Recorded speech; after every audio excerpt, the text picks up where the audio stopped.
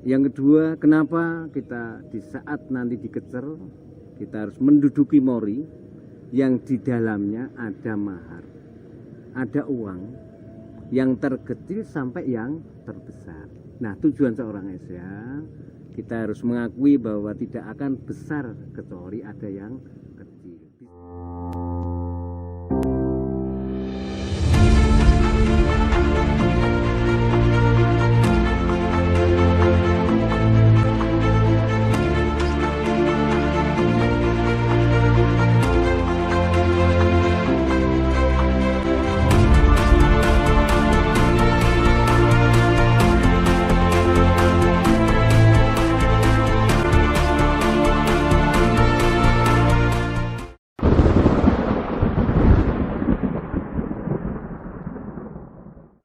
Salam persaudaraan.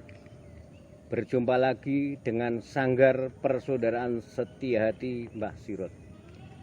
Untuk kali ini Mbah Sirot akan menyampaikan beberapa hal, diantaranya persyaratan-persyaratan pengesahan atau menjadi saudara persaudaraan setia hati. Dan Mbah Sirot akan menampilkan gerakan-gerakan dari langkah segi 4, yaitu yang dinamakan 4 kiblat 5 pancer.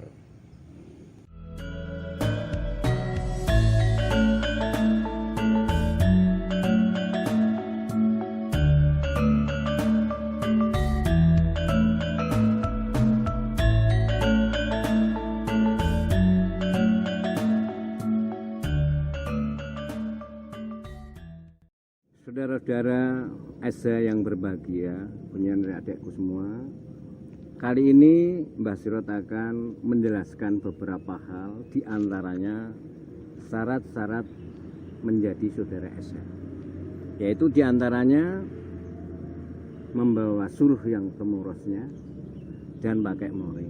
Nah, kenapa kita harus pakai syarat-syarat itu? Karena punya tujuan orang Esa, yaitu supaya kita di saat ketemu atau praktek dalam kehidupan kita selalu didasari dengan rasa atau rahsu. Yang kedua, kenapa kita di saat nanti dikecer, kita harus menduduki mori yang di dalamnya ada mahar, ada uang, yang terkecil sampai yang terbesar. Nah, tujuan seorang Esa, kita harus mengakui bahwa tidak akan besar kecuali ada yang kecil. Bisa besar karena dari yang kecil dulu. Nah, untuk mori pada dasarnya adalah putih. Artinya karena orang Esa itu semua bisa masuk ke Esa, tidak hanya satu agama. Maka dari itu untuk pengertian-pengertian lewat media-media yang ada. Nah, arti daripada mori itu adalah sifat kesucian. Artinya adik-adik atau saudara-saudara Esa di saat hidup di dunia itu melakukan kebaikan atau kesucian, yaitu yang dinamakan berbudi luhur. Adik-adikku semua, harapan Mbah Sirot khususnya pada saudara-saudara Esa, marilah yang belum nyampe atau yang belum tahu pengertian itu, malah mencari tahu terhadap pelatih-pelatihmu atau saudara-saudara tuamu. Karena apa?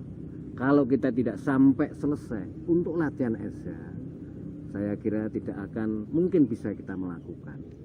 Karena seperti video yang pertama, bahwa kitabnya orang Esa itu adalah jurus 1 sampai selesai. Apabila adik-adik tahu maksud dan tujuan jurus, karena jurus itu tidak hanya untuk menghadapi permusuhan secara fisik, tapi kita harus menghadapi secara batiniah, yaitu perilaku yang berbudi luhur dan yang baik. Nah, untuk pengertian langkah, pertama kali kita harus berdiri tegak lurus.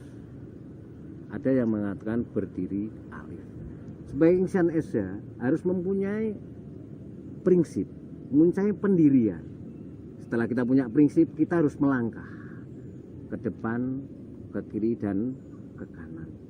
Apa maksudnya? Ya kita harus mencari khususnya ilmu esya dari adik-adik kita maupun terhadap kakak-kakak kita. Demikian untuk sementara yang saya sampaikan. Harapan saya atau harapan Mbah Sirut selalu menyampaikan untuk adik-adik saya supaya betul-betul kamu memiliki atau menguasai ilmu-ilmu esya, jurusnya maupun kerohaniannya esya.